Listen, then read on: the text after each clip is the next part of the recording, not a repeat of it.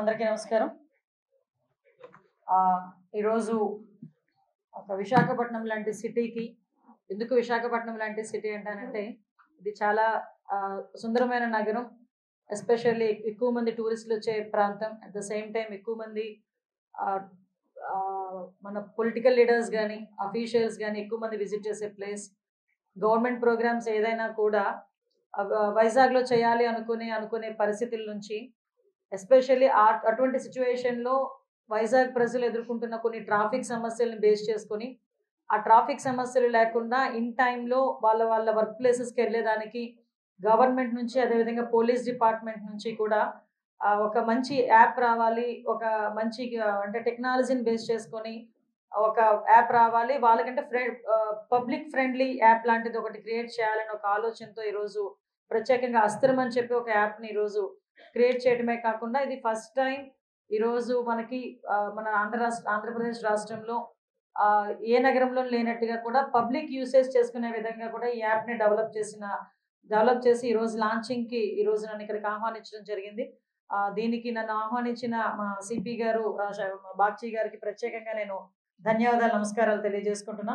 అదేవిధంగా ఈ కార్యక్రమానికి అజిత డిసిపి 1, అదేవిధంగా వైరి ప్రశాంతి డిసిపి 2, అదేవిధంగా కృష్ణకాంత్ పటేల్ డిసిపి అడ్మిన్, అదేవిధంగా ప్రవీణ్ ట్రాఫిక్ విశాఖపట్నం, అదేవిధంగా శ్రీనివాసరావు గారు, తిరుమలరావు గారికి అందరికీ కూడా మన యాప్ డెవలప్ చేసిన శ్రీనివాసరావు గారికి, తిరుమలరావు గారికి అందరికీ కూడా నేను పేరున ధన్యవాదాలు తెలియజేసుకుంటున్నాను. ఎందుకంటే నేను విశాఖపట్నం వాసిగా విశాఖపట్నం ట్రాఫిక్ కష్టాలు బాగా తెలిసిన వ్యక్తిగా ఈ యాప్ వచ్చిన వెంటనే ముందు ఫస్ట్ నేను హ్యాపీ ఫీల్ అయింది నేనే. ఎందుకంటే ఇదే అస్త్రం యాప్ని ఇంతకు ముందు మనం పోలీస్ డిపార్ట్మెంట్ వాళ్ళు విజయవాడలో మన సిపి రాజశేఖర్ బాబు గారు దీన్ని అడాప్ట్ చేసుకున్నారు. నేను ఆ రోజు అది కూడా మనం ఎప్పుడు యూటిలైజ్ చేసామంటే మనకి దుర్గాష్టమి నవరాత్రులు భాగంగా ఆ రోజు అదే టైంకి అస్త్రాన్ని ప్రత్యేకంగా ఆ రోజు లాంచ్ చేయడమే కాదు సక్సెస్ఫుల్ గా ఆ రోజు దాన్ని కూడా నడిపించడం జరిగింది. ఆ రోజు నేను చూశాను అస్త్రం అని. ఆ రోజు నేను మన సిపి గారికి కూడా మాట్లాడాం, సార్ ఒకసారి ట్రాఫిక్ సంబంధించి ఒకసారి కనుక్కోండి అంటే ఇట్స్ ఎ వెరీ అంటే ఒక మంచి ఏరియా, దాన్ని ఏమంటారంటే మంచి వాతావరణంలో ఇప్పుడు వాళ్ళకి మేము చెప్పింది మేమెందుకు చూడాలి అన్నది కాకుండా ఒక కాంపిటేటివ్ వాతావరణంతో పాటు ఒక మంచి వాతావరణంలో ఎస్ మేడం నేను కూడా కనుక్కుంటానండి అని దానికి మించి ఈ రోజు అస్త్రాన్ని ఇంకొంచెం ఇన్నోవేటివ్ గా బయటకు తీసుకొచ్చి పబ్లిక్ కూడా యూజ్ చేసుకునే విధంగా ఈరోజు ఈ అస్త్రాన్ని తీసుకురావడం అనేది నిజంగా చాలా మనం అందరం కూడా హ్యాపీ ఫీల్ అవ్వాల్సిన విషయం. ఎందుకంటే నేను పర్టికులర్ గా ప్రతిరోజు కూడా మనకి కంట్రోల్ రూమ్ లో కూర్చొని నేను చెక్ చేసుకునేదాన్ని. మనకి నవరాత్రులు జరిగేటప్పుడు వాళ్ళు ఎంత డీటెయిల్ గా ఇప్పుడు ఏదైతే డీటెయిల్ గా మనం చేసామో అంటే కొన్ని హాట్ స్పాట్స్ ఉంటాయి. ఆ హాట్ స్పాట్స్ లో ఏ టైంలో ఎంతమంది ట్రాఫిక్ జామ్ అవుతుంది, ఎంత టైం మూవ్మెంట్ కి ఎంత టైం పడుతుంది, ఎవ్రీథింగ్ అక్కడ నుంచి ట్రాఫిక్ పోలీస్ కి డైరెక్ట్ గా కంట్రోల్ బోర్డ్ నుంచి ఇన్ఫర్మేషన్ వాళ్ళకి వెళ్ళటం.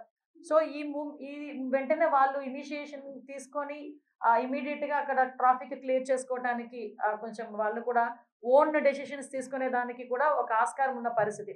సో అది నుంచి ఈ రోజు విశాఖపట్నంలోని ట్రాఫిక్ అనేది ఎలా ఉంటుందంటే ఫర్ ఎగ్జాంపుల్ నేను పాయకరావుపేట ఎమ్మెల్యేనే కదా.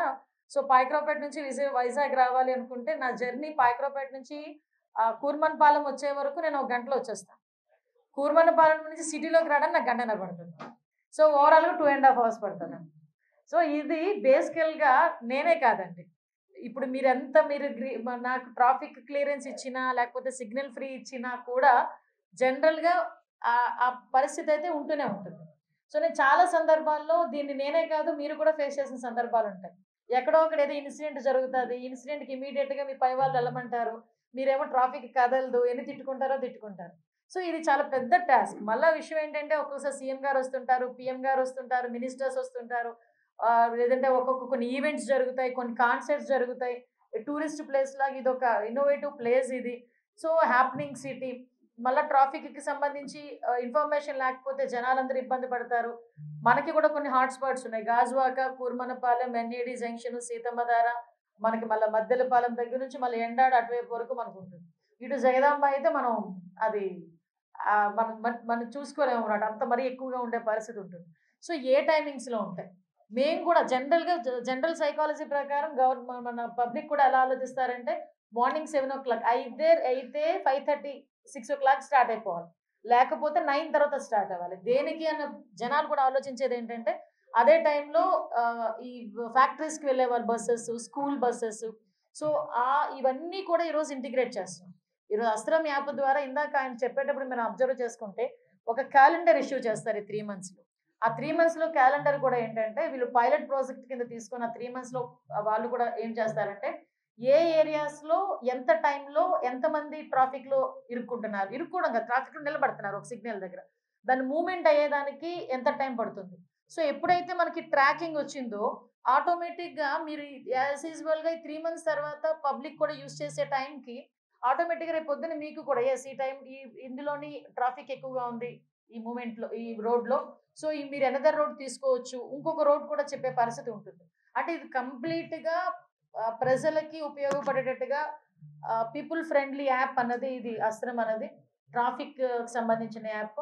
దీంట్లోని కూడా ఇందాకే మనం చెప్పినట్టు నాకు కూడా కొన్ని డౌట్‌లొస్తే మీ ఎదురుగానే నేను కూడా నివృత్తి చేసుకున్నా. ఎందుకంటే ఎక్కడైనా ఏదైనా యాక్సిడెంట్ జరిగిద్ది. లేకపోతే మళ్ళా మనం అంబులెన్స్‌కో, 112కో మీరు ఫోన్ చేసి అక్కడి నుంచి వచ్చే బదులు ఈ యాప్‌లో జస్ట్ ఫోటో తీసి వాళ్ళకి పంపిస్తే వాళ్ళ లొకేషన్‌తో పాటు ఇమ్మీడియేట్‌గా ఒక వితిన్ సెకండ్స్ వాళ్ళ దగ్గరికి రీచ్ అయితే వాళ్ళ తాలూకా అంబులెన్స్‌కి గాని లేకపోతే డిపార్ట్‌మెంట్‌కి గాని ఇన్ఫర్మేషన్ వస్తే ఆ ఆ టైం తక్కువ చేయాలి. ఈ రోజైనా మనకి ఏదైనా యాక్సిడెంట్ జరిగిన తర్వాత ఒక ఒక ఏదో అంటారు కదా! ఒక ప్రైమ్ టైమ్ ఉంటుంది. బేసిక్ టైమ్ ఉంటుంది. ఆ టైంలో గనక మనం రెస్పాండ్ అయితే నిజంగా బతికించుకోవచ్చు.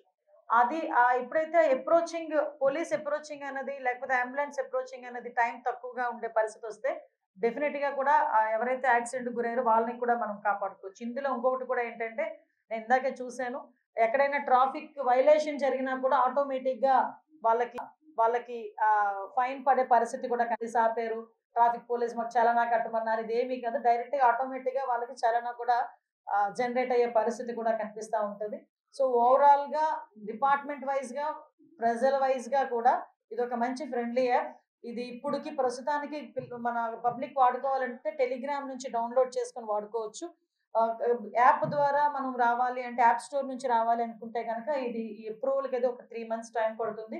ఈ 3 మంత్స్ టైంలోని కూడా అస్త్రం టీమ్ అదేవిధంగా డిపార్ట్‌మెంట్ ఈ 2 కూడా ఒక ట్రైనింగ్ ప్రొసీజర్, ఒక పైలట్ ప్రాజెక్ట్, ఒక కంప్లీట్ పిక్చర్‌తో మళ్ళా మీ దగ్గరికొచ్చి డెఫినిట్‌గా పబ్లిక్ యూసేజ్ చేసే విధంగా దీన్ని అడాప్ట్ చేసుకుంటారని చెప్పి మీ అందరికీ తెలియజేస్తున్నా. ముఖ్యంగా ఇక్కడ మేము కూర్చునే వాళ్ళం కాదండి. ఇక్కడ మేము కూర్చునే వాళ్ళం చెప్పేవాళ్ళమే. చేసే వాళ్ళందరూ కూడా అక్కడున్నారు ఎనకాతల. మా ట్రాఫిక్ సిబ్బంది అదేవిధంగా మా ఏసీపీలు, ఇక్కడ ఉన్న డీసీపీలు గాని, మా సీఐలు, ఎస్ఐలు అందరూ కూడా వాళ్ళందరికీ కూడా దీని మీద అవగాహన కలగాలి. డెఫినిట్‌గా ఫీల్డ్ మీద పనిచేసే వాళ్ళు. నేను కూడా ఇంకొకటి విషయం నా అబ్జర్వేషన్ అండ్ మై సజెషన్ మనకేమవుతుందంటే ఒక ట్రాఫిక్ సిగ్నల్ దగ్గర డైరెక్ట్‌గా ఇప్పుడు ఒక రెడ్ సిగ్నల్ పడిందనుకోండి. నెక్స్ట్ ట్రాఫిక్ దగ్గర కూడా సేమ్ రెడ్. అంటే ఆ ఇంటిగ్రేషన్ అన్నది ఒకటెక్కడో మిస్ అవుతుంది. సో, ఇంతకుముందు అలా ఉండేది కాదు. డెఫినిట్‌గా ఎలా ఉందంటే ఇప్పుడు మనకు మూవ్ అవుతుందనుకోండి. అక్కడికెళ్ళేసరికి కొంచెం ఫ్రీ అయితది. మూవ్‌మెంట్ అవుతది. కానీ ఒక్కసారి మనం రెడ్ సిగ్నల్ దగ్గర పడ్డామా, మళ్ళా ఇంకా అన్ని 4, 5 సిగ్నల్స్ కూడా రెడ్ సిగ్నల్ దగ్గర ఆగాల్సిందే. సో, అదెక్కడో చిన్న ఇంటిగ్రేషన్ అన్నది మిస్ అవుతోంది. సో, అదొక్కసారి చెక్ చేసుకొని దాన్ని కూడా మీరొకసారి okay. Okay. Now implement in Vizag also. Okay. So, అదొకటి నా సజెషన్, నా అబ్జర్వేషన్ కూడా. ఇవన్నీ కూడా ఒకసారి బేరేజ్ వేసుకొని ప్రతి ఒక్కళ్ళు కూడా కొంచెం ఆహ్, మంచి వేలోని అదేవిధంగా ఫ్రెండ్లీ వేలోని డిపార్ట్‌మెంట్ అండ్ పబ్లిక్‌కి మంచి రిలేషన్ ఉండాలని, ట్రాఫిక్ కష్టాలు వైజాగ్‌కి తీరిపోయాయి. మేము ఈ టైమ్ టు ఈ టైమ్ వెళ్ళగలం మా ఆఫీస్‌కి. ఈ టైమ్ టు ఈ టైమ్‌లో బయలుదేరితే మేము స్కూల్‌కెళ్ళగలం. అంతే తప్పి అరగంట ముందు బయలుదేరాలి, గంట ముందు బయలుదేరాలి అన్న కాన్సెప్ట్ నుంచి మర్చిపోయి మన ట్రాఫిక్ క్లియర్ అయింది అన్న మంచి కాన్సెప్ట్‌లోకి వైజాగ్ ప్రజలు రావాలని కోరుకుంటున్నాను. Thank you.